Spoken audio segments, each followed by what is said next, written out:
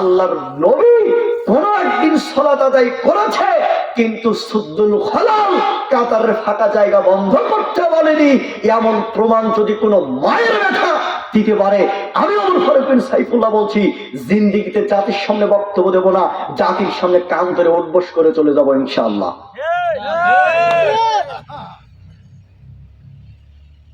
সে প্রমাণ করতে পারবে না যে আল্লাহর নবী কোন একদিন সালাতে দাঁড়িয়েছেন, ভুল করে তিনি মনে ছিল না, তাই তিনি বলেননি কাতারে ফাঁকা জায়গা বন্ধ করো না। এমন প্রমাণ কোন মায়ের বেটা জন্মই হয়নি, সে মায়ের বেটা প্রমাণ করবে। সেই বলেছে আমার সুন্নাতকে ছেড়ে দিয়ে অন্য সুন্নাত ধরে নিয়ে বলবে এটাই রাসূলের সুন্নাত, নেন। এবার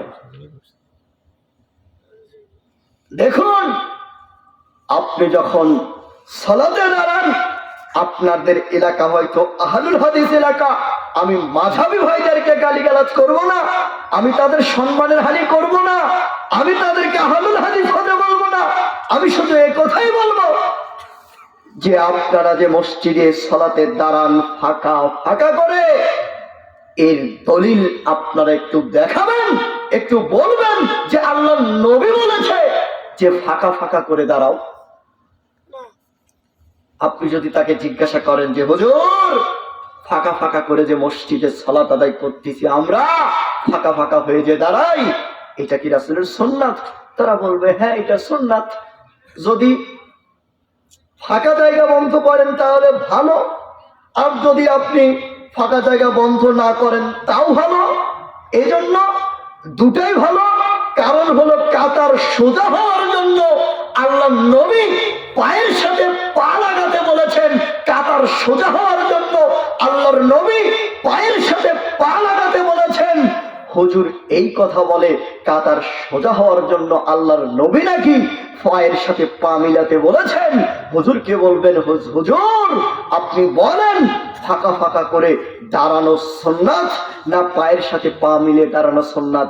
হুজুর যেহেতু হুজুর মাযহাবী লোক, তাই তো হুজুর বলবে ফাঁকা ফাঁকা করে দাঁড়ানোই সুন্নাত। নাউজুবিল্লাহ পড়বেন না?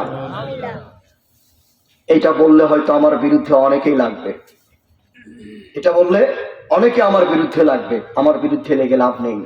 আল্লাহর নবীর আদেশ, আল্লাহর নবী বলছে সুদ্দুল খলাল,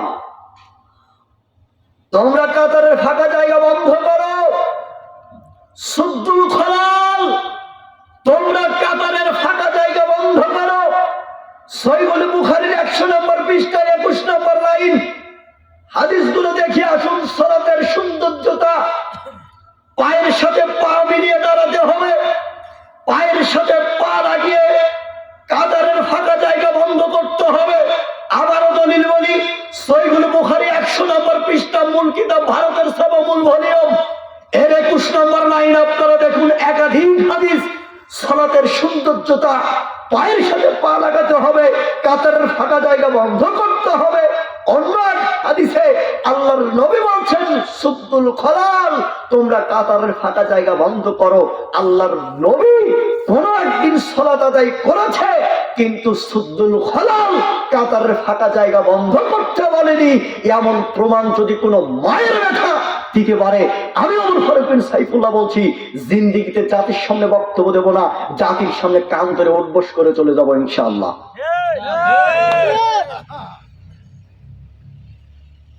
সে প্রমাণ করতে পারবে না যে আল্লাহর নবী কোন একদিন সালাতে দাঁড়িয়েছেন, ভুল করে তিনি মনে ছিল না, তাই তিনি বলেননি কাতারে ফাঁকা জায়গা বন্ধ করো না। এমন প্রমাণ কোন মায়ের বেটা জন্মই হয়নি, সে মায়ের বেটা প্রমাণ করবে। আল্লাহর নবী বলছে সুদ্দুল খলাল, তোমরা কাতারের ফাঁকা জায়গা বন্ধ করো।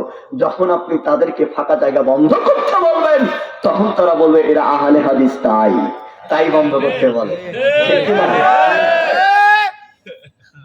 সাক্ষাৎ বলবে কি এরা আহলে হাদিস, এরা লামাযহাবী, এরা ফিতনাবাজ, তাই তো কাতারের ফাঁকা জায়গা বন্ধ করতে বলছে।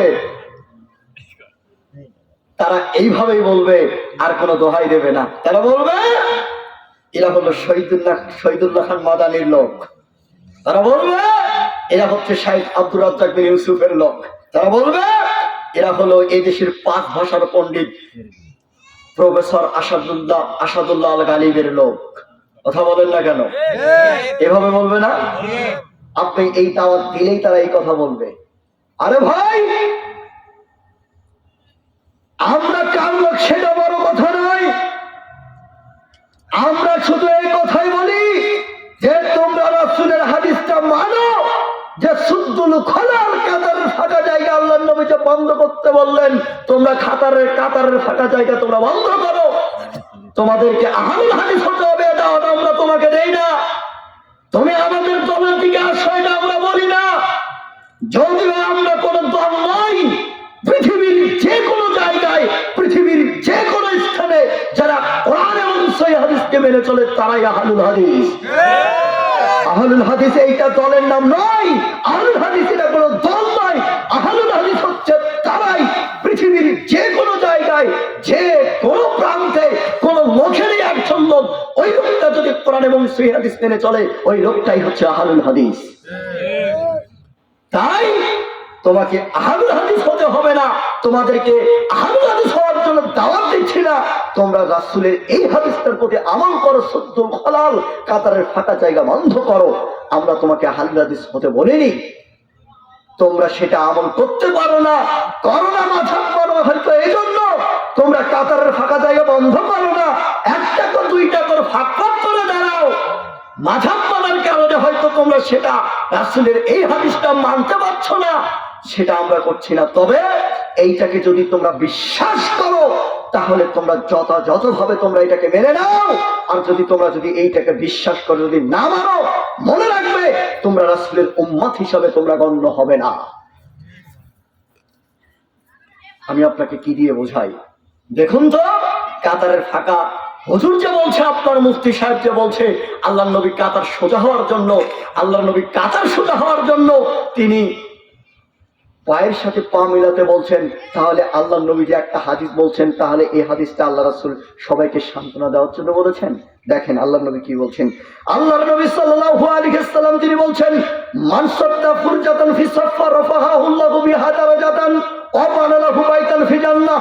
যে ব্যক্তি কাতারের ফাঁকা জায়গাকে বন্ধ করে, যে ব্যক্তি কাতারের ফাঁকা জায়গাকে বন্ধ করে, আল্লাহ তার জন্য জান্নাতে একটা ঘর নির্মাণ করবেন এবং তার একটা মর্যাদা বৃদ্ধি করবেন।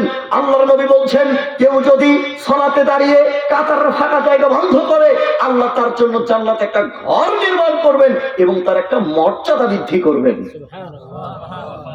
তো যদি কাতার সোজা হওয়ার জন্য যদি আল্লাহর নবী কাতার ফাঁকা জায়গা বন্ধ করতে বলতেন, তাহলে আল্লাহর নবী কেন এই ফজিলতের কথা বললেন বলেন?